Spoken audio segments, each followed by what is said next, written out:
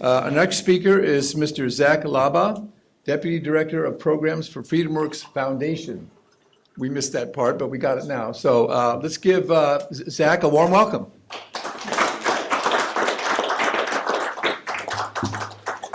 Well, thank you so much. I am honored to be here today. Many of you might have been expecting a different face from FreedomWorks to be here today, a good friend of the Settlement Project, Phil Bell. I am glad to be taking his place. Unfortunately, Phil had a personal obligation related to a death of a friend of the organization. Well, I am so glad to also have the opportunity to follow up after Katie. I'll be all right. Specifically because she was able to introduce so many of the wonderful topics that Heritage does quite a lot on, that FreedomWorks has also been proud to be in the fight on, specifically related to education. Because FreedomWorks recognizes that the most important thing we can do to help fix the culture in the United States of America is to focus on the next generation. So I would love to echo everything she said related to education savings accounts. We were very proud to have worked and lobbied relentlessly the DeSantis administration down in Florida to make ESA expansion a priority.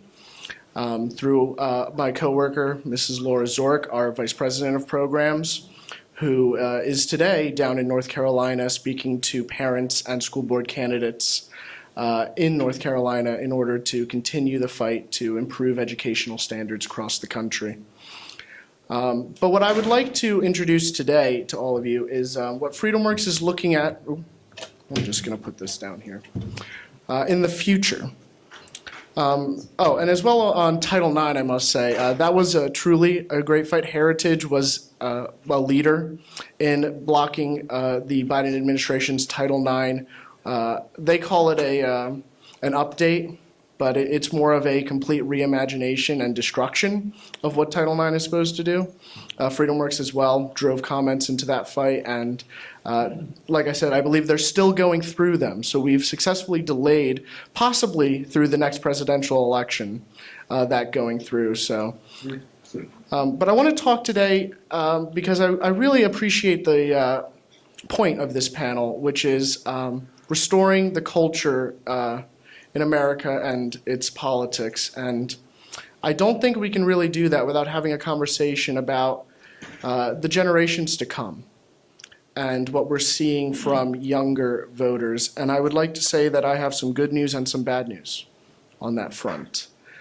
For one thing, as Katie pointed out, younger voters and let's say centrist voters do not nearly think in the same ways as the destructive anti-American left-wing ideologues do.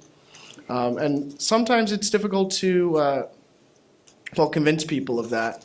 I think sometimes we get stuck in echo chambers both on the right and the left, and we fail in our obligations to reach out to, let's say, less informed voters, independent voters, swing voters, and younger voters.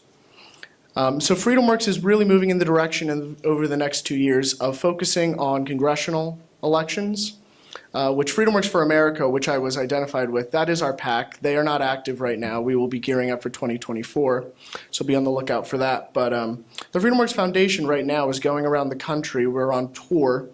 I will be next weekend in Kent County, Michigan, to talk with our friends at Stand Up Michigan and other partners in that state about this very topic. And on the 18th, Wednesday of this coming week, I will be in San Antonio to do the same thing.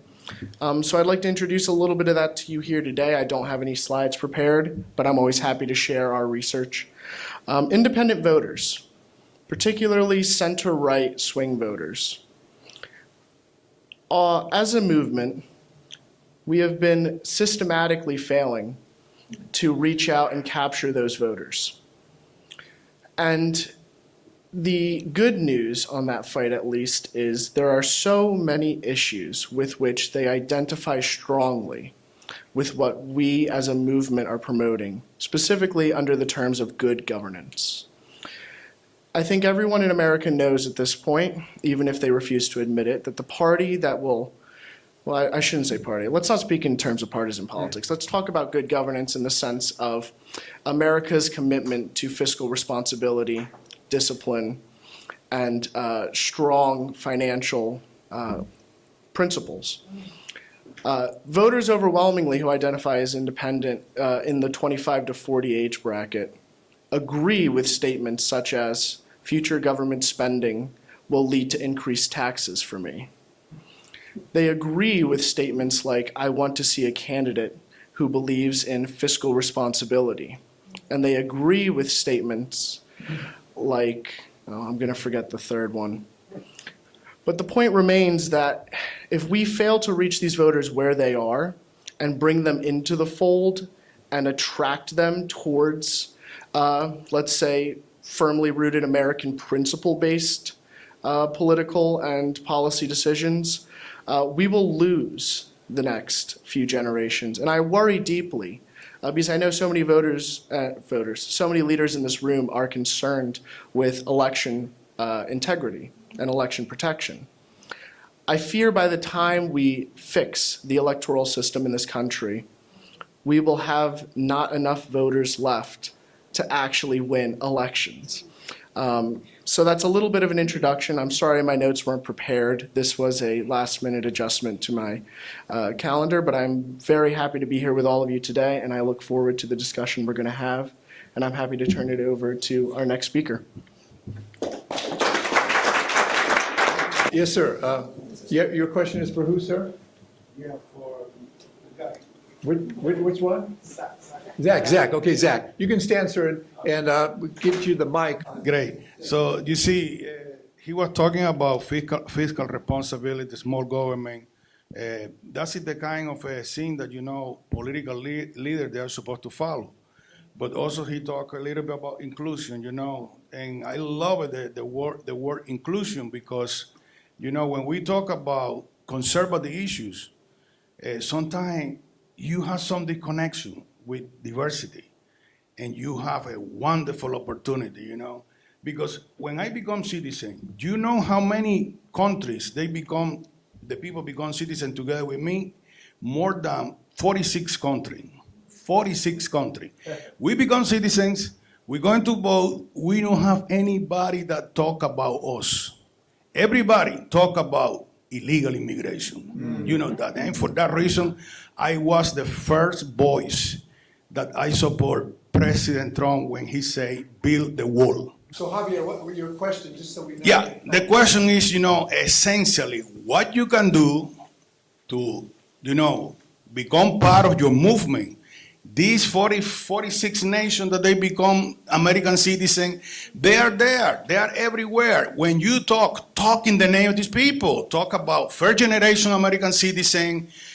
Talk about the diversity that you are supposed to talk, because we have all kinds of races. And sometimes you are afraid.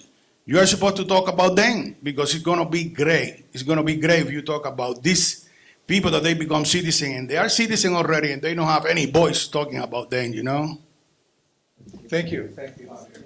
Javier is also a pastor, so in case you didn't notice.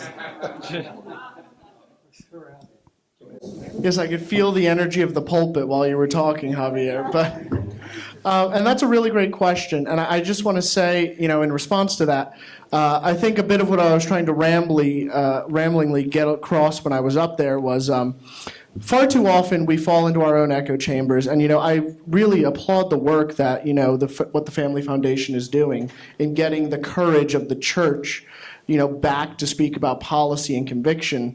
But I would point out, as an aside and related to Javier's question, less than 25% of Americans are regular churchgoers. Fixing the churches will not, unfortunately, I don't think that's enough to really push the kind of change we need to see in the country. And it's exactly the type of thing that Javier is talking about. We're not going out into these new immigrant communities, and it shouldn't be lost on anyone here that I've seen more patriotism and more belief in America from new immigrants than I have from some of my peers in the younger generation. And I think that's a failure of leadership on our part. And so what I would say is, in tactics, how do we do that? How do we bring these people into the movement? You have to reach them and connect with them where they're at. And sometimes that requires us to leave not to leave our principles, never to leave our convictions, never to lie, but to take the most controversial and the most argumentative and the most passionate parts that, can elicit strong reactions when we're reaching out to these new voters, these independents, these new immigrants. Leave that to the side and figure out what they want to see, where their principles are, and tie it in to what we're doing and what we're promising to deliver for the country. Because very often I think we get the door closed on us before we have the opportunity to really make our argument. And I'm not saying that that's fair or that that's right, but that we need to really make an effort in order to not have that door shut on us, to bring them in to the conversation. And then I think once you break down that original barrier, all of the principles and all of the things that the Settlement Project, Heritage, and the Family Foundation is trying to do will fall into place over time. So I would say meeting people where they're at, going to where they are. I mean, I think, not to ramble on too much, but President Trump, former President Trump, in 2020 saw one of the greatest increases in his in his votes with some of these communities. And a lot of that was just a function of going there and talking to those voters. So we need to continue to do that, is part of what I would say. Thank you very much, Zach. Any other questions for our panel? Oh, okay. Wow, okay, great. Thank you. If I could just follow up really quick as well. To echo what Katie said, I think what's really important when you're a DC-based national organization is not to come in and dictate, but it's to come alongside those who are interested, those who are local leaders. And that's what FreedomWorks always tries to do. To directly address your question, though, right now, FreedomWorks is working on our Freedom Teams initiative. We are focused not necessarily on inner cities. We're focused on metropolitan areas. We're focused on swing congressional districts. Because let's be clear, folks, it's not just the inner cities where we're struggling. It's the suburbs now. We spent $1.5 billion to lose 3 Senate seats in Georgia. I lost entirely in the Atlanta metropolitan area. Yeah. It's a shame. And so sort of the same tactical approach. We're coming in, we're offering resources, guidance, we're making local connections, we're trying to do events like what the Settlement Project is doing by bringing together leaders and having these kinds of discussions. So if that's a little bit of what we can try to do to help, and I'd love to expand it, working with individuals like yourself into, hopefully back into my home state of New Jersey, if I can. I'll point out, by the way, while I have a second, New Jersey's not that lost. We almost won the governorship in 2021. Yeah. It's a lack of effort and it's a lack of trying, and it's exactly what Daryl was talking about. We're not where we need to be. Thank you. So one of the things that we've discovered working within our networks and with all the grassroots that we deal with on a regular basis is there's a huge silent majority that do not see bridges going forward. They're trapped in the school system, they're trapped in the medical system, they're trapped as parents, they're trapped in so many different ways. And what they're looking for is a bridge and a direction to go. And when we've worked with the youth, we know they're terrified in school between trends and fitting in, between being safe to go to the bathroom or locker rooms and all these different places. What are each of your organizations doing to empower those voices? Because I believe waves will come out. I know God's driving this, but we need to build bridges as leaders to be able to get these people to come out. And they will as soon as we get them there. So can you guys just give me a brief summary of what you're doing directly to help all the people that are trapped in these silent boxes? Really quickly, I really want to zero in on the point when you're talking about people who are stuck in the school systems. Because I think, and another aside, the absolute growth of the school system and the public school system in particular, what they're trying to do is turn public educational institutions into a one-stop shop for absolutely everything. Medical interventions, psychological interventions, after-school care, replacing so many important institutions in our lives. So I encourage all of you to be on the lookout for that. But what is FreedomWorks doing?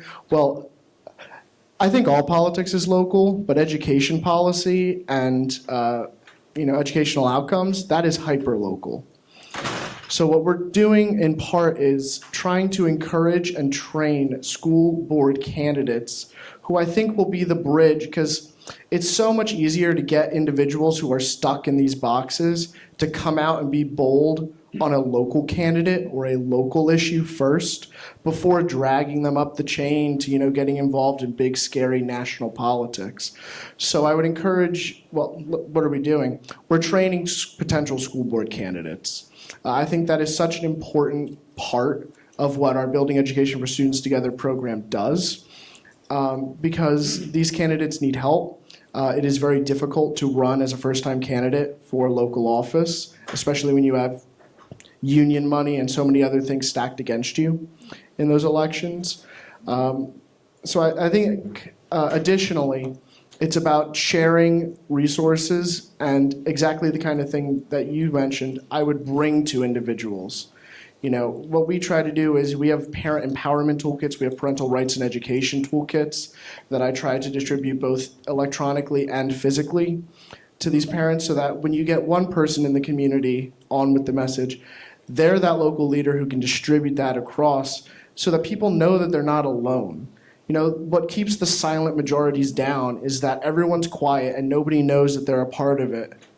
So, sharing those ideas, those resources, those opportunities, and elevating local candidates, I think, is a lot of what we can do. Do you coordinate with massresistance.org, which is fighting the ALA, as well as school boards that are trying to marginalize parents who are standing up for their children's moral rights? Massresistance.org sends legal teams as needed.